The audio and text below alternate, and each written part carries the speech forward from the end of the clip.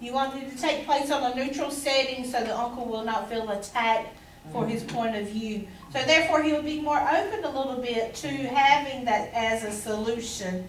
And more, maybe he could come up with a solution his own self. All right, and does everyone agree if that's reasonable or unreasonable as an attempt? All right.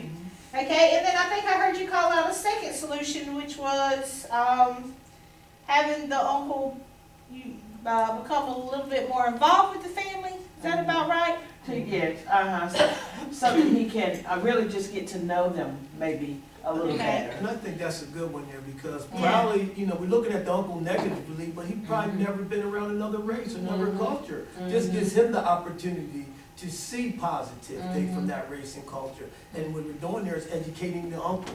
So that I think that's a good solution. And probably from the uncle's point of view, he's trying to maintain his culture as much as possible. So he probably just doesn't understand as that being sentiment anyway. But we have some barriers there, like anything. One barrier you mentioned earlier was time. Trying to make arrangements in everyone's schedule to accommodate stuff like that. What would be another barrier for making arrangements for the uncle to be involved? The uncle may not want. Willingness. The willingness, not want to do it. He may not still want to. He may not want to, right. If he feels like he's going to be attacked for his point of view. Yes. Or you could have the uncles, you know, it could cause more problems with the child being not willing to feeling uncomfortable fitting in with that family, and that placement's disrupted just because of something simple like that. All right. Some good ideas, good ideas. All right, so they say in this case, both his case manager and the foster parent encouraged him to openly discuss his feelings while reassuring him that they would not be offended by the uncle's comments. Ben was also encouraged to be himself. They discussed with him some coping strategies he could use when dealing with this type of situation, whether that was at home, in school, and in the community. All right. So in this situation, they encourage Ben to continue to express himself as much as possible, and how to deal with, I guess, negative peer pressure, negative influences. And that's something that, all children need to learn anyway. All right, so what about scenario number 2? Letitia is a 16-year-old female residing in a therapeutic foster home in Charlotte, North Carolina. Her foster parents, the Johnsons, actively participate in their church activities and hope for the same for their biological and foster children. Letitia and the Johnsons' oldest daughter have been attending the Sunday school classes for teenagers. Recently, Letitia learned that homosexuality is considered a sin in the Johnsons' home. This has been troublesome for Letitia because she has been questioning her own sexuality for quite some time and currently identifies herself as bisexual. Letitia disclosed this information to her case manager as she had attempted to have a conversation about sexual identity with Ms. Johnson this week, but decided against it after hearing Ms. Johnson speak disparagingly about a famous actress who disclosed that she is a lesbian. All right. Okay. What cultural or identity differences may be driving the problem? That she doesn't feel, because of the, I would just say comment or whatever, because of the comment that the parent has made, she doesn't feel open that she can talk to the parent. That she may be being judged or something. Okay. Yeah. So identity issues. All right. What is the ultimate goal to solve the problem? You want this family to what? Well, I mean, once again, communication, because communication's always key. Yes. So maybe try to communicate, maybe talk to the parent and let the parent know that the situation, and see if maybe the parent is more open to not, when it comes to the foster child, to maybe be more open to those aspects.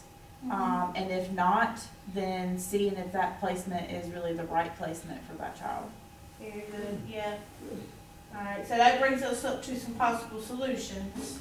What was the solution that you thought ladies felt would be reasonable, or a solution period? I mean, communications. You were It's like you're answering the same question twice. kinda, sorta. Mhm. You said being open to communication, Mhm. which means you need some education along with that too, Yeah. alright? So if we gave some educational sexual orientation and LGBT, you And know, I think, first of all, the foster parent has to determine where she is on that continuum. And if that's not something she can get with, our first responsibility is to make sure that child is in a supportive environment and Yeah. whatever. Because she's got so much to deal with, just by being, when we talk about that invisible suitcase. There's so many other things, and then if she's trying to navigate all of that and then still find herself, and she is in a home where a foster parent can't open up and find a common ground to help what's best for this child, then that it may not be the place for her to be. The other thing that we talked about is finding a support group. So maybe she cannot get it from the foster parent, but the foster parent is open for her to deal with whatever those issues. She's just not that person. So maybe a support group or someone is available to do that for her. Okay, yeah, yeah. And I think depending on how that foster family feels, it may be a reasonable or unreasonable solution. And barriers, like you had suggested, would be them being open-minded to that. Then you having to make arrangements in their schedule to do that, so on and so forth. And All right. But the opposite side of that, the barrier is, they may say, we're unwilling to, she's gotta go. Mhm. Yeah. We Yeah. we can't support that in our home. Yeah, and that's a very realistic outcome that could happen. We'd like to think that maybe they would be, but there are foster parents out there that would be a deal breaker for. All right, so in this scenario, their outcome was that Letitia reported to her case manager that she wanted to stay in the Johnsons, citing her close relationship with the Johnsons' oldest daughter and her connection to the high school in the Johnson School District. As a result, Letitia's case manager worked with Letitia and her therapist to help her to disclose her sexual identity to the Johnsons. Letitia asked for the Johnsons' oldest daughter to be part of the session as well. While the Johnsons' daughter was very accepting of Letitia's, the Johnsons stated that they were fine with Letitia's sexual identity as long as she didn't go public, especially at their church. Letitia's case manager and therapist continued to support Letitia, linking her with an LGBT support group, while eventually moving her to another therapeutic foster home in the same school district. Letitia and the Johnson's daughter have maintained a relationship through Facebook, and Letitia reports being very comfortable in her new home where she feels accepted for who she is. So that was kind of like a two-part fold solution to that problem that, worked out well for not only Letitia, but the Johnsons and the case manager, keeping them still within the same school district. So you ladies were right there at it, having communication, and linking them up with a support group. And it sounds very good that they were able to find one. All right, for our last scenario, ladies, what you got? You want us to read it? Yes, please. Okay. All right, Maria's a 15-year-old from Mexico residing in a therapeutic foster home. Her foster parents, the Bakers, attend a Baptist church. Initially, Maria had no issues going to church with them. She had been placed with the Baker family several years before and had a positive relationship with them. Upon her return, she refused to go to church, stating that she could not be forced to practice their religion. Maria is bilingual, but her biological mother, whom she visits with on a regular basis, only speaks Spanish. All right. All right. So what cultural Or identity differences may be driving the problem. Sounds like hers is more of a cultural situation. Yeah, cause, What is the driving force behind that? well, she's Spanish, right, Yeah. let's see. It's more so, first we need to find out what happened, because she was all right at first, Yeah. when she was placed the first time, and now that she's come back, she's not going to church.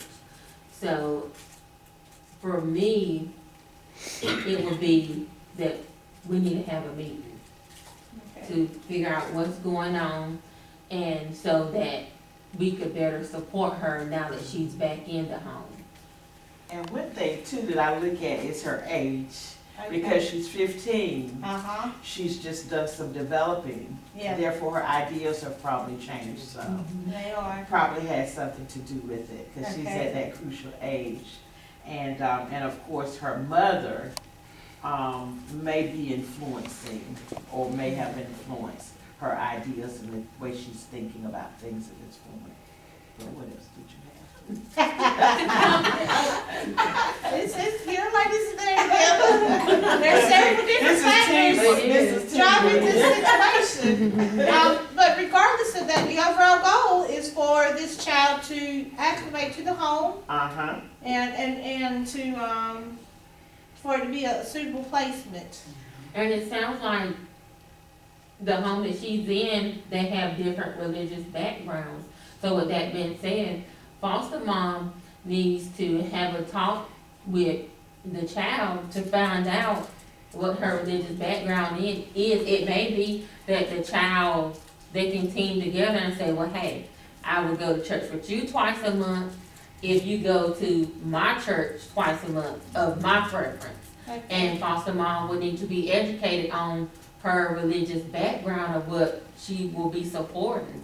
And being that foster mom will also need to have a conversation with mom, but the issue is the language barrier.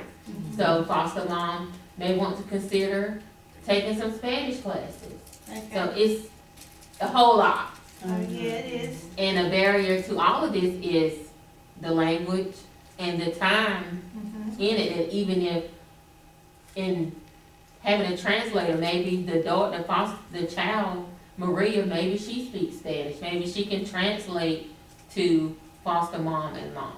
Yeah, and maybe both of them could learn a little bit of the other person's language too, to help Maria feel a little bit more comfortable. All right, so that's a good one. You had mentioned another possible solution was to, you said splitting up the time for the churches and to also have more education as far as the culture. All right, what kind of barriers do you foresee with them being Well, culturally educated on both sides of the spectrum? yes.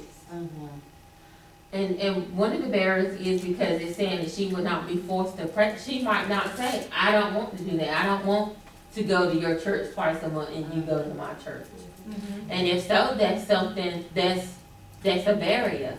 Yeah, and that could be coming from Maria or her guardian, her mother. Exactly. Her mother has every right to say, hey, I do not want my child to be taught this certain type of religion, and so on and so forth. So, you would have another barrier there as far as trying to figure out how you can still meet the need of this child while meeting your own needs, alright? And that could be a reasonable or unreasonable solution, it just kind of all depends on that. But once again, I think you would need to have a CFT meeting to just try to put all those solutions out there and see which one everyone kind of agrees with. Alright, so in this scenario, to make Maria feel at home, the Bakers assisted her in finding a church where she felt comfortable. Maria ended up attending a Catholic church and a Spanish mass, as well as the youth group at the church. Maria was confirmed, and the Bakers held a celebration for her at their home. Maria's mother attended and assisted by contributing some of her favorite dishes to the meal. The Bakers continued to embrace Maria's culture by providing her with frequent opportunities to explore her own interests, beliefs, and customs. All right. So it seemed like they were able to kind of meet in the middle, like you guys suggested, you ladies suggested. And the mother was willing to try to accommodate that as well, as far as being supportive of her daughter, bringing food, trying to educate the family a little bit on their culture, her culture side of things, and so on and so forth. While still giving Maria a chance to explore, because she, like you said, she's 15, and is at that molding age where she's trying to, you know, establish her own self-identity, put down her own opinions, so on and so forth. All right, very good stuff. All right, we're going to take a 10-minute break. It is now 35 minutes after the hour at 1:45. We'll go ahead and get started and finish up the session. All right?